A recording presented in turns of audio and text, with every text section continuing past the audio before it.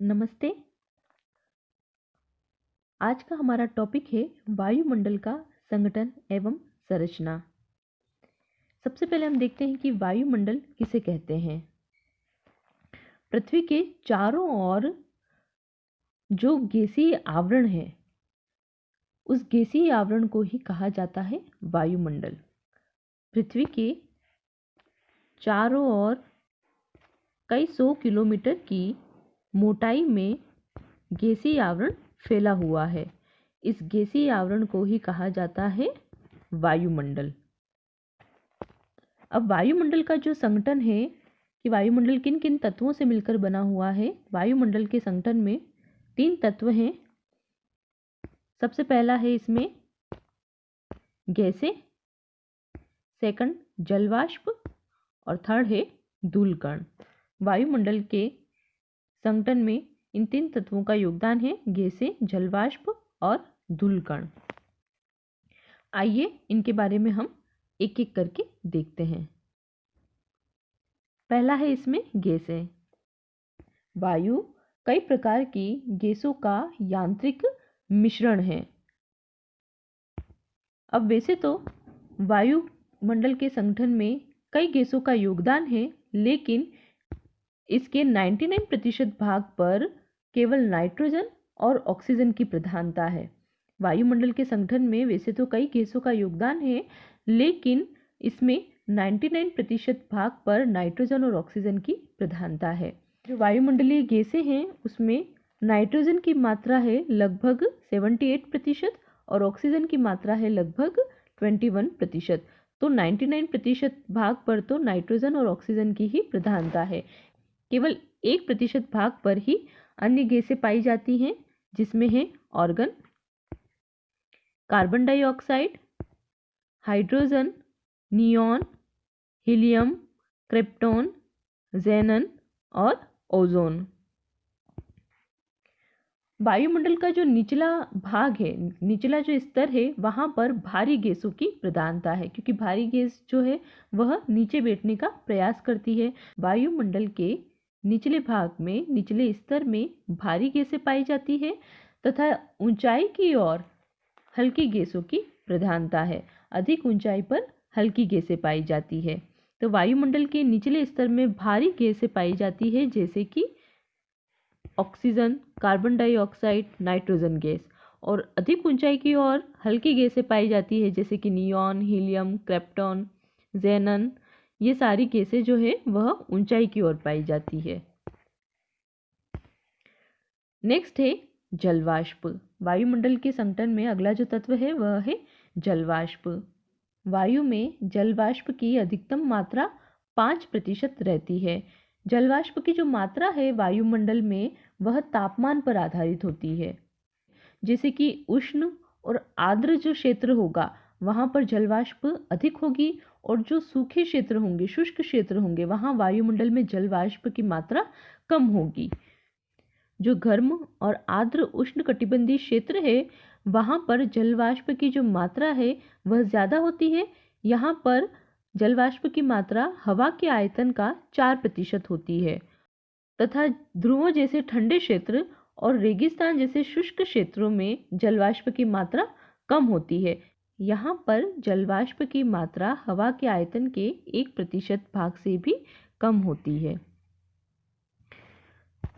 इस प्रकार विषुवत रेखा से ध्रुव की तरफ जाते हैं तो जल वाष्प की मात्रा में कमी आती है। इस प्रकार से विषुवत रेखा से ध्रुवों की तरफ जाते हैं तो जल वाष्प की मात्रा में कमी आती है। विषुवत वृत्त पर जल वाष्प की अधिक मात्रा होती है, और विषुवत वृत्त से ध्रुवों की तरफ जाते हैं तो जल वाष्प की मात्रा में कमी आती है। जल वाष्प क्या कार्य करती है?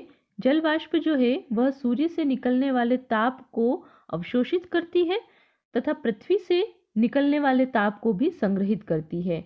इस प्रकार जो जल वाष्प है यह एक कंबल की तरह कार्य करती है। इसे हम डायग्राम के माध्यम से देखते हैं। ये है पृथ्वी और ये स्थिति है सूर्य की। सूर्य से जो ताप पृथ्वी की ओर आता है उसका कुछ भाग जलवाष्प के द्वारा अवशोषित कर लिया जाता है, जिससे कि पृथ्वी तक ज़्यादा तापमान नहीं आता है और पृथ्वी अत्यधिक गर्म नहीं होती है। इसके अलावा जलवाष्प क्या कार्य करती है कि पृथ्वी जो तापमान ग्रहण कर लेती है उसे वापस से अंतरिक्ष में लौटाने का प्रयास करती है। तो जलवाष्प क्या कार्य करती है कि जो तापमान पृथ्वी अंतरिक्ष में भेजती है उसके कुछ भाग को यह रोक लेती है, जिससे कि पृथ्वी एकदम ज़्यादा ठंडी नहीं हो जाए, क्योंकि पृथ्वी सारा ही तापमान रिलीज कर देगी, सारे ही तापमान का ह्रास कर देगी तो ये बहुत ज़्यादा ठंडी हो जाएगी। इसलिए जलवाष्प तापमान की कुछ मात्रा जो कि पृथ्वी पुनः लौटाने का प्रयास करती है उसे संग्रहित करती है। इसलिए जलवाष्प पृथ्वी को न तो अधिक गर्म होने दे रही है, जो सूर्य से तापमान आ रहा है उसके कुछ भाग को अवशोषित कर रही है, इसलिए यह पृथ्वी को न तो अधिक गर्म होने दे रही है और न ही अधिक ठंडा होने दे रही है। जो भाग पृथ्वी से जा रहा है उसके कुछ भाग को यह संग्रहित कर रही है, इसलिए यह पृथ्वी को अधिक ठंडा होने भी नहीं दे रही है। इस तरह जलवाष्प जो है यह पृथ्वी के लिए एक कंबल की तरह कार्य करती है, अर्थात जलवाष्प पृथ्वी को न तो अधिक गर्म होने देती है और न ही अधिक ठंडा होने देती है। नेक्स्ट है धूलकण। वायुमंडल में जो धूलकण है यह विभिन्न स्रोतों से पहुंचते हैं। ये स्रोत हैं समुद्री नमक, बारीक मिट्टी, राख, पराग के कण, उल्काओं के टूटे हुए कण। तो ये विभिन्न स्रोत है जहां से धूलकण वायुमंडल में पहुंचते हैं। धूलकणों का जो सबसे अधिक जमाव है यह होता है उपोष्ण और शीतोष्ण प्रदेशों में, जहां पर सूखी हवा है। तो धूलकणों का सबसे अधिक जमाव पाया जाता है उपोष्ण और शीतोष्ण प्रदेश में। और यहाँ पर जमाव क्यों पाया जाता है? सूखी हवा के कारण। जो उपोष्ण और शीतोष्ण प्रदेश है यहाँ पर धूलकणों का जमाव विषुवत और ध्रुवीय प्रदेशों की तुलना में ज़्यादा होता है। अब ये जो धूलकण हैं ये आर्द्रताग्राही केंद्र के रूप में कार्य करते हैं। जो धूलकण हैं यह आर्द्रताग्राही केंद्र के रूप में कार्य करते हैं, अर्थात ये जो धूलकण हैं इसके चारों ओर जल वाष्प संघनित हो जाती है और इससे बादलों का निर्माण होता है। जो धूलकण हैं यह आर्द्रताग्राही केंद्र के रूप में कार्य करते हैं, जिसके चारों ओर जलवाष्प आकर के संघनित हो जाती है और फिर निर्माण होता है बादलों का।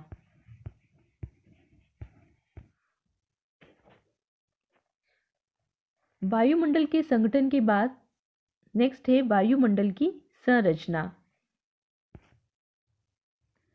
तापमान के आधार पर वायुमंडल को 5 परतों या 5 संस्तरों में बांटा गया है। धरातल से हम ऊंचाई की ओर ये परतें देखते हैं। सबसे पहला है इसमें शोभमंडल, दूसरी परत है शोभमंडल के ऊपर समताप मंडल, समताप मंडल के बाद है मध्यमंडल, मध्यमंडल के बाद 4th परत है तापमंडल और सबसे आखिरी परत है बहिर्मंडल। जैसा कि इस डायग्राम में इन सभी परतों को दर्शाया गया है। धरातल से ऊंचाई के आधार पर देखते हैं हम। सबसे पहली है शोभमंडल जिसे ट्रोपोस्फियर भी कहते हैं। ट्रोपोस्फियर के बाद नेक्स्ट है स्ट्रेटोस्फियर या समताप मंडल। स्ट्रेटोस्फियर के बाद नेक्स्ट है मेसोस्फियर या मध्यमंडल। मेसोस्फियर के बाद है थर्मोस्फियर या तापमंडल और सबसे आखिरी सबसे ऊपर की ओर है एक्सोस्फियर या बहिर्मंडल। इसमें सबसे पहली जो परत है वह है शोभमंडल। शोभमंडल जो है यह वायुमंडल की सबसे निचली परत है और इसकी ऊंचाई जो है यह धरातल से 13 किलोमीटर की ऊंचाई पर है। शोभमंडल जो है यह धरातल से लगभग 13 किलोमीटर की ऊंचाई पर है। ये है शोभमंडल जिसकी ऊंचाई धरातल से 13 किलोमीटर तक है। लेकिन शोभमंडल की जो ऊंचाई है यह ध्रुवों पर कम है और विषुवत वृत्त पर ज़्यादा है। ध्रुवों पर इसकी ऊंचाई है 8 किलोमीटर और विषुवत रेखा के यहाँ पर क्षोभ मंडल की ऊंचाई है 18 किलोमीटर।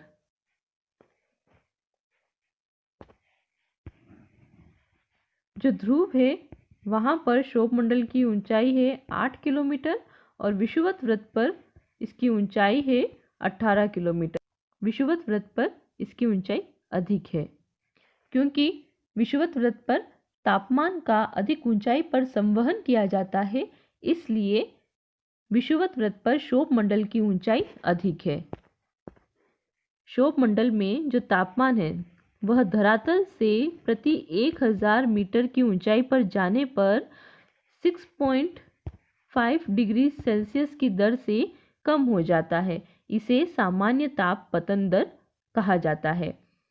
तो क्षोभ मंडल में धरातल से ऊंचाई पर जाने पर प्रति 1000 मीटर पर जो तापमान है वह 6.5 डिग्री सेल्सियस कम हो जाता है, या इसे यूं कहे कि प्रति 165 मीटर की ऊंचाई पर जाने पर जो तापमान है वह 1 डिग्री सेल्सियस कम हो जाता है।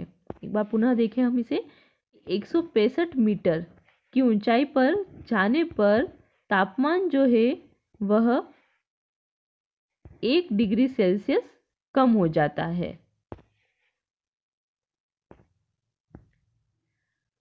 सभी मौसम संबंधित जो घटनाएं हैं वह क्षोभ मंडल में ही घटित होती है, जैसे कि बादल बनना, वर्षा होना, बिजली का चमकना, ये सारी जितनी भी मौसम संबंधित घटनाएं हैं यह क्षोभ मंडल में ही घटित होती है।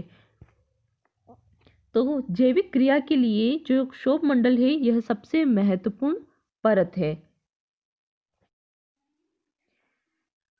ट्रोपोपॉज या क्षोभ सीमा, क्षोभ मंडल और समताप मंडल के बीच में 1.5 किलोमीटर जो मोटी परत है इसे कहा जाता है ट्रोपोपॉज या क्षोभ सीमा। तो जो ट्रोपोपॉज है यह क्षोभ मंडल और समताप मंडल को विभक्त करने का कार्य करती है। नेक्स्ट है समताप मंडल।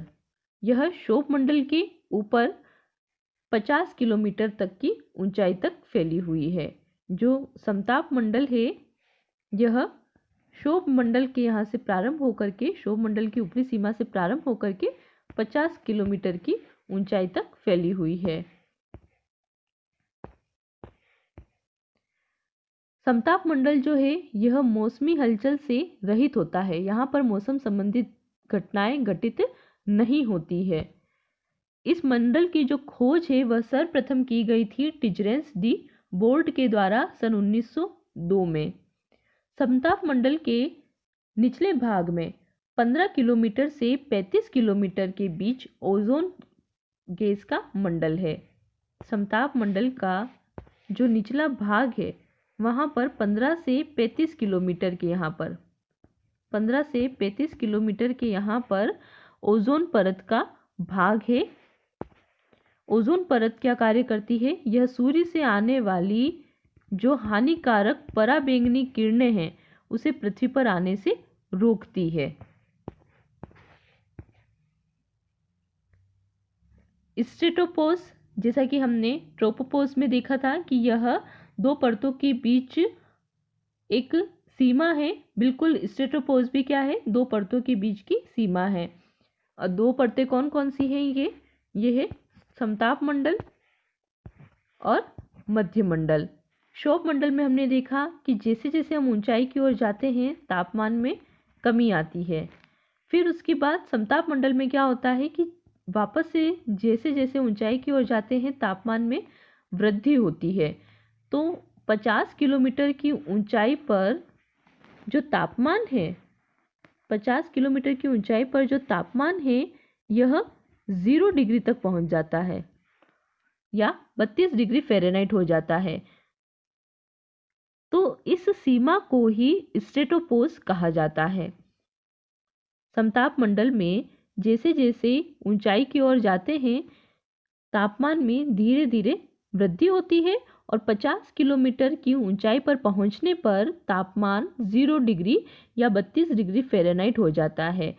इस सीमा को ही, जहाँ पर तापमान 0 डिग्री हो गया 50 किलोमीटर की ऊंचाई पर, इस सीमा को ही स्ट्रेटोपोज या समताप सीमा कहा जाता है।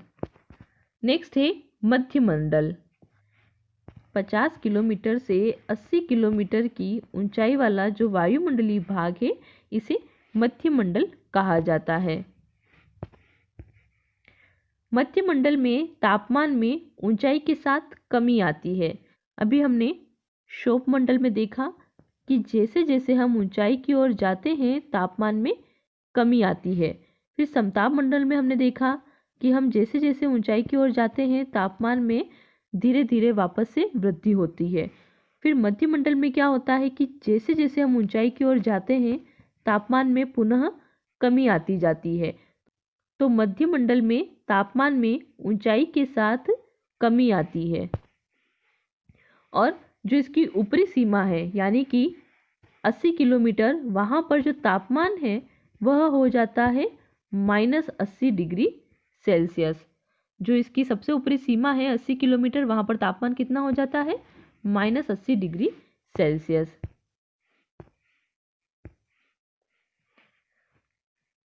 तथा 80 किलोमीटर की ऊंचाई पर जो तापमान है वह -80 डिग्री सेल्सियस हो जाता है। अब यह न्यूनतम तापमान वाली जो सीमा है इसी को कहा जाता है मेसोपॉज या मध्य सीमा,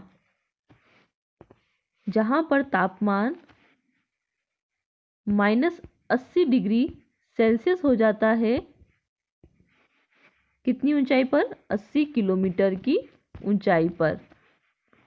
तो इस न्यूनतम तापमान वाली सीमा को ही कहा जाता है मेसोपॉज या मध्य सीमा। जो मध्य सीमा है इसके ऊपर जाने पर तापमान में पुनः वृद्धि होती जाती है। नेक्स्ट है तापमंडल।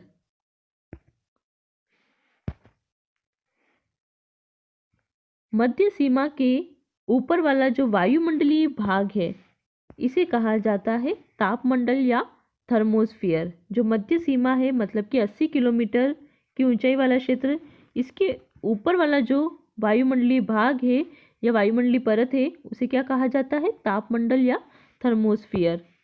तापमंडल में ऊंचाई के साथ तापमान में तीव्र गति से वृद्धि होती है। तापमंडल का जो निचला भाग है उसे कहा जाता है आयन मंडल। जो तापमंडल का निचला भाग है इसे क्या कहा जाता है? आयन मंडल। 80 से 640 किलोमीटर की ऊंचाई तक फैला हुआ जो वायुमंडलीय भाग है इसे आयन मंडल कहते हैं। इसमें विद्युत आवेशित कण पाए जाते हैं जिन्हें कहा जाता है आयन, इसलिए इसे आयन मंडल के नाम से जाना जाता है। पृथ्वी के द्वारा जो रेडियो तरंगें भेजी जाती है वायुमंडल में वह इस आयन मंडल से ही पुनः परावर्तित होकर के पृथ्वी की ओर लौट आती है। तो पृथ्वी के द्वारा जो रेडियो तरंगें भेजी जाती है वायुमंडल में वह इस आयन मंडल के द्वारा ही वापस से पृथ्वी पर लौट आती है। आयन मंडल को पुनः 3 भागों में विभक्त किया गया है। सबसे पहला भाग है डी सतह। यह आयन मंडल का सबसे निचला भाग है। डी सतह के ऊपर है ई सतह। रेडियो की जो मध्यम तरंगे है वह यहाँ से परावर्तित हो जाती है और सबसे ऊपरी जो भाग है वह है एफ सतह। आयन मंडल का यह सबसे ऊपरी भाग है। एफ सतह से रेडियो की जो लघु तरंगे है वह परावर्तित हो जाती है। आयन मंडल में उत्तरी ध्रुवीय प्रकाश जिसे ऑरोरा बोरियालिस कहते हैं तथा दक्षिणी ध्रुवीय प्रकाश जिसे कि ऑरोरा ऑस्ट्रियालिस कहते हैं यह दिखाई देता है। आयन की वजह से यह प्रकाश आयन मंडल में दिखाई देता है। उत्तरी ध्रुव पर दिखाई देने वाले प्रकाश को कहा जाता है ऑरोरा बोरियालिस और दक्षिणी ध्रुव के यहाँ पर जो प्रकाश दिखाई देता है रात्रि के समय उसे कहा जाता है ऑरोरा ऑस्ट्रियालिस। नेक्स्ट है बहिर्मंडल। बहिर्मंडल थर्मोस्फियर या तापमंडल के ऊपर स्थित है और यह वायुमंडल की सबसे ऊपरी परत है। धन्यवाद।